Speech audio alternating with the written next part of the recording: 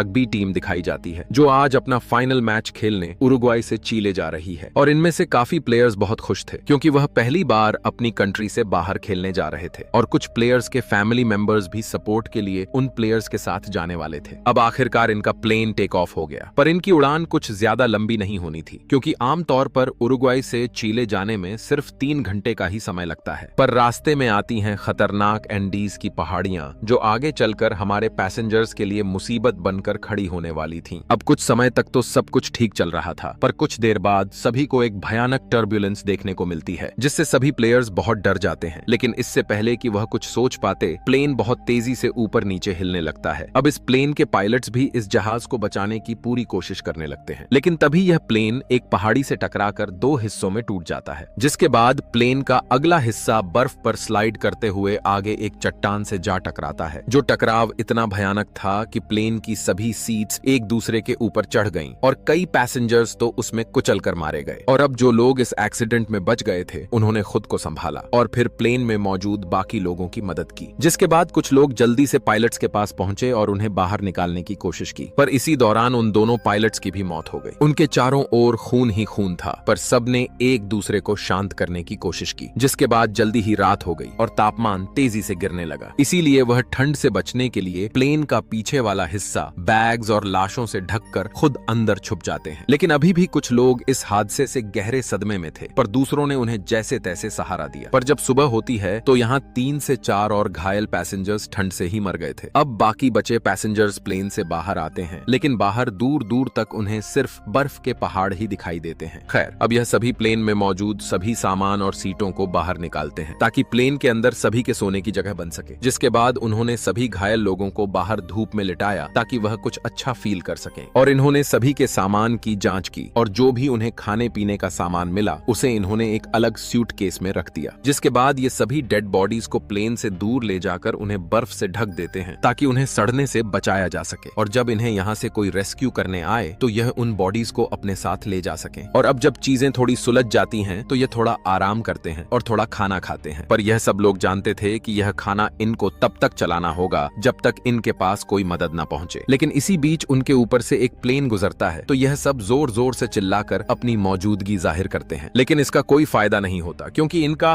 Plane white colour का था और यह एक ऐसी जगह पर क्रैश किया था जहां चारों तरफ व्हाइट स्नो और बर्फ मौजूद थी। कुछ समय बाद रात हो गई और यह सभी प्लेन के अंदर छुपकर सो गए और ऐसे ही इनकी दूसरी रात भी गुजर गई।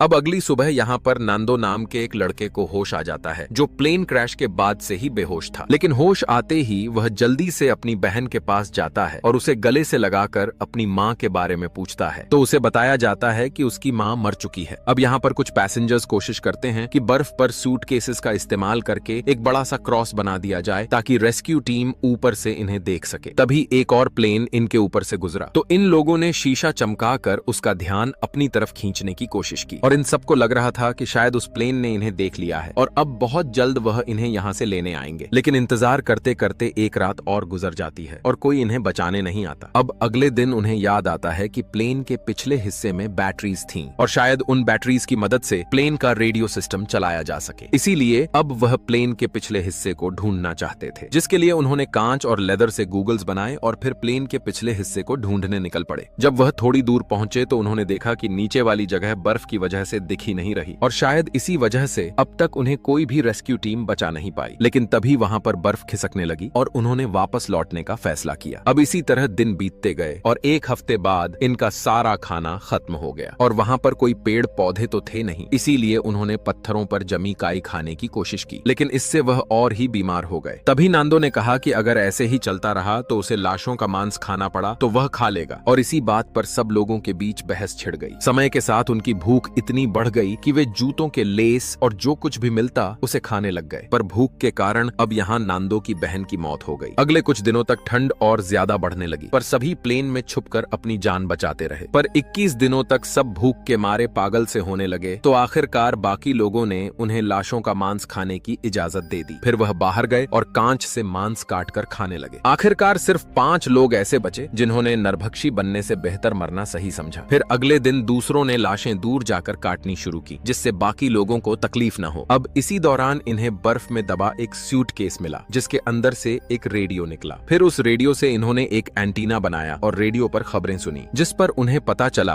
कि सरकार ने उन्हें ढूंढने के लिए कई हेलीकॉप्टर्स भेजे, पर वह सभी उन्हें ढूंढने में नाकाम रहे। इसीलिए अब उन्होंने रेस्क्यू ऑपरेशन को हमेशा के लिए बंद कर दिया था, जिसे सुनकर सभी का हौसला टूट गया और जिन्होंने मांस खाने से मना किया था, अब उन्हें भी मांस खाना पड़ा, क्योंकि वे जानते थे कि अब उन्हें बचाने के लिए कोई नहीं आने वाला। जिसके बाद हिम्मत करके 3 लड़के प्लेन का पिछला हिस्सा ढूंढने के लिए फिर से निकल पड़े और थोड़ी ही दूर उन्हें प्लेन का कुछ टूटा हुआ मलबा और कुछ लाशें मिली जो प्लेन क्रैश में नीचे गिर गई थी। जिसके बाद वह आगे बढ़े, लेकिन बर्फ की फिसलन और बर्फीली हवाओं ने उनका सांस लेना तक मुश्किल कर दिया। रात को इन्होंने जब सोने की कोशिश की, पर चारों तरफ बर्फ का तूफान था और जब वे अगली सुबह उठे तो वे जिंदा थे, पर उनकी अब हालत बहुत खराब हो चुकी थी। इसीलिए अब वे प्लेन के मलबे में बैठकर नीचे आ गए। इन सबको खाली हाथ देखकर सब उदास हो गए। जिसके बाद उस आखिरी आदमी ने भी इंसानी गोश्त खा लिया।